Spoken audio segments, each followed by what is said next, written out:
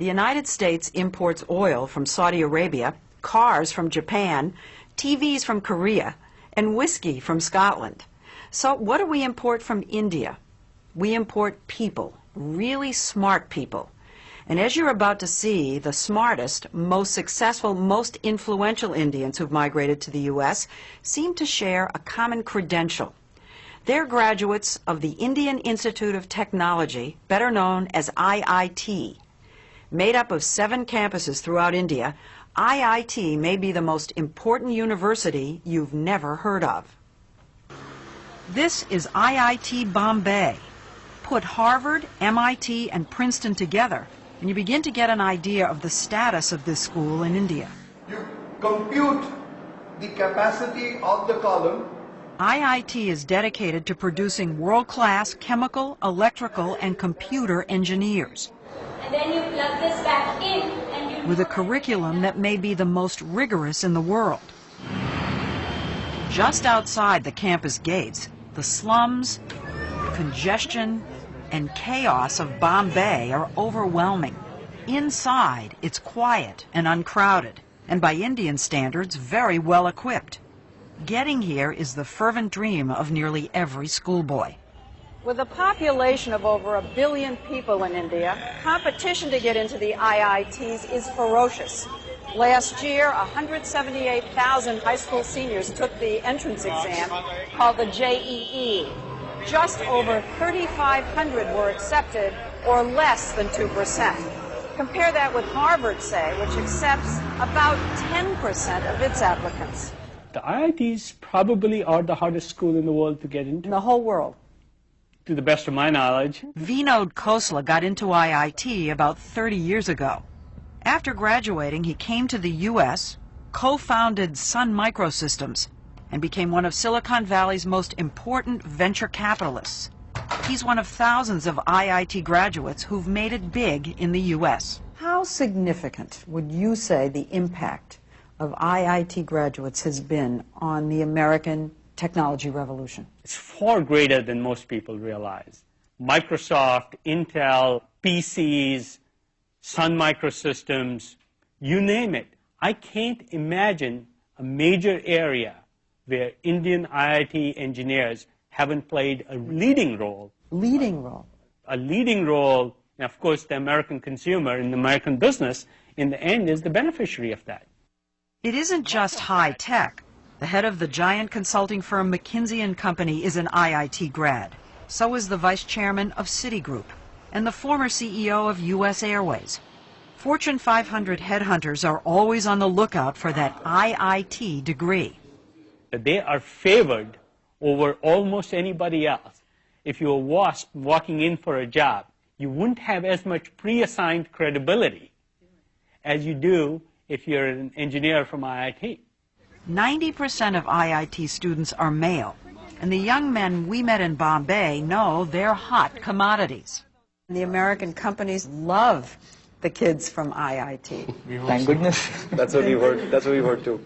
After I leave IIT Bombay, I hope to get a good job.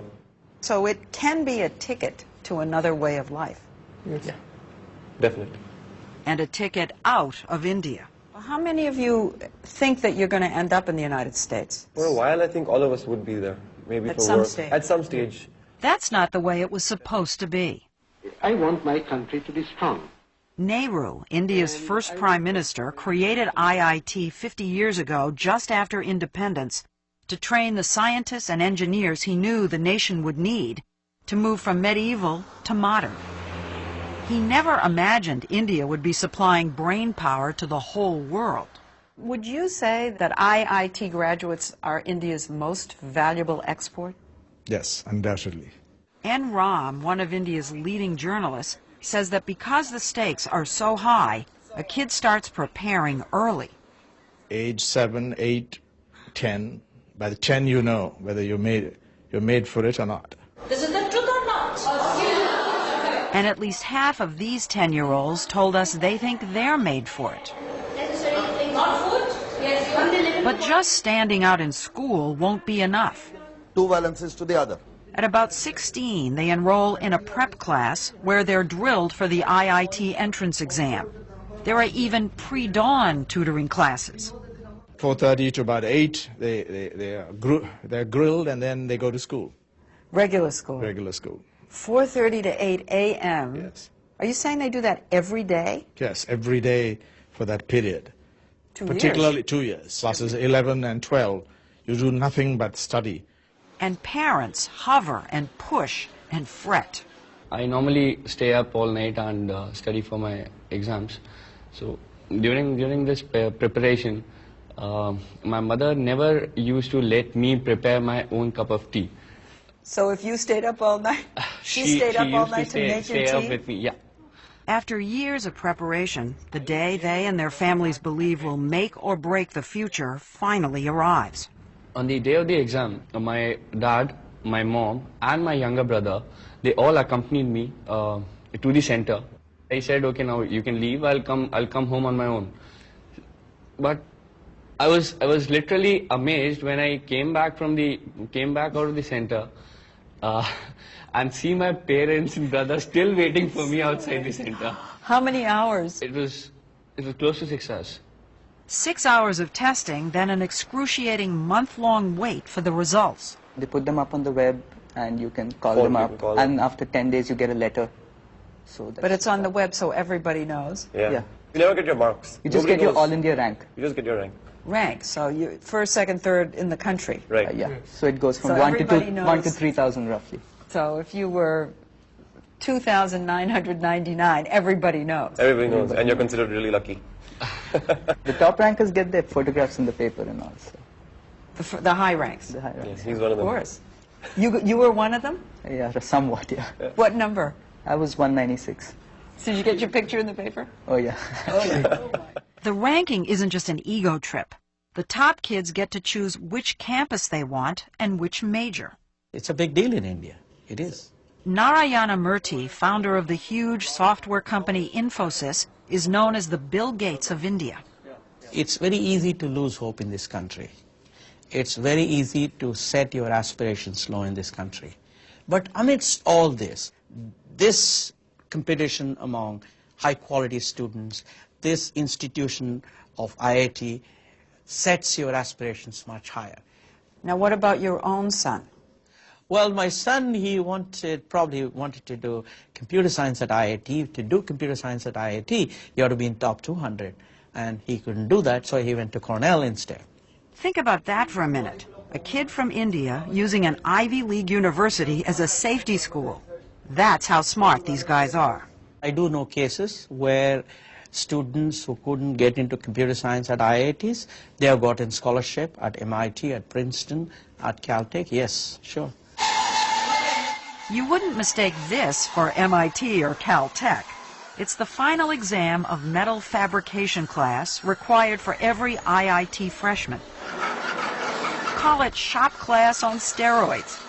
Using just a saw and a file, students have to cut quarter-inch steel into an assigned shape, measured to the millimeter.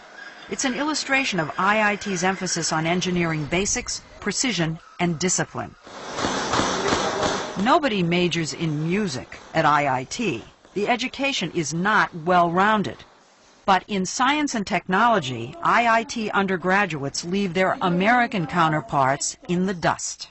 When I finished IIT Delhi and went to Carnegie Mellon for my master's, I thought I was cruising all the way through Carnegie Mellon because it was so easy relative to the education I had gotten at IIT Delhi. If you think of engineering students as nerds, not particularly bold or creative, IIT somehow breaks the mold. It turns computer geeks into risk takers and leaders. I'm wondering why so many IIT graduates are entrepreneurs. Why so many do start their own companies. I think it's because of the confidence. We are lucky enough to be told by people around us that we're good and that we have a bright future, and that gives us a lot of confidence. There's something else. Students act like entrepreneurs the whole time they're at IIT. They run everything in the dorms, which might be mistaken for cell blocks if not for all the Pentium 4 PCs. They organize the sports themselves. They even hire the chefs and pick the food in the mess halls. And unlike so many other institutions in India, they all know they're here because they deserve to be here. Can you slip somebody a couple of rupees and say, come on, get my son in? No, no, never. Impossible? Impossible, impossible. There is no corruption. It's a pure meritocracy. IIT may also be one of the best educational bargains in the world. It costs a family just about $700 a year for room, board, and tuition. That's less than 20% of the true cost. The Indian government subsidizes all the rest. While some IIT grads stay and have helped build India's flourishing high-tech sector, almost 2/3, up to 2,000 people leave every year, most for the U.S.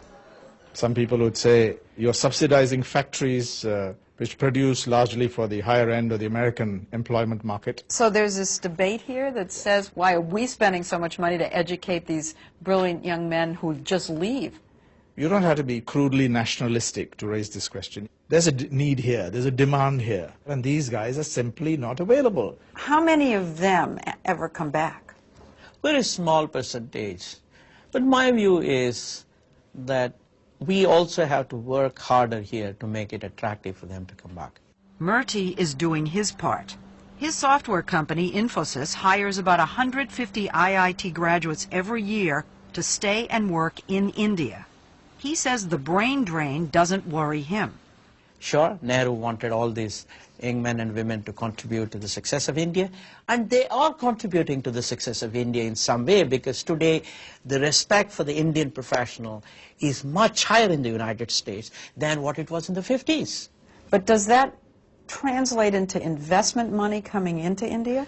Some of these people who have reached the higher echelons in the corporate world in the US, you know, they have persuaded their corporations to start operations in India, whether it's Texas Instruments, whether it's General Electric, whether it's Citibank. So it does mean investment back here? Oh yes, it does mean.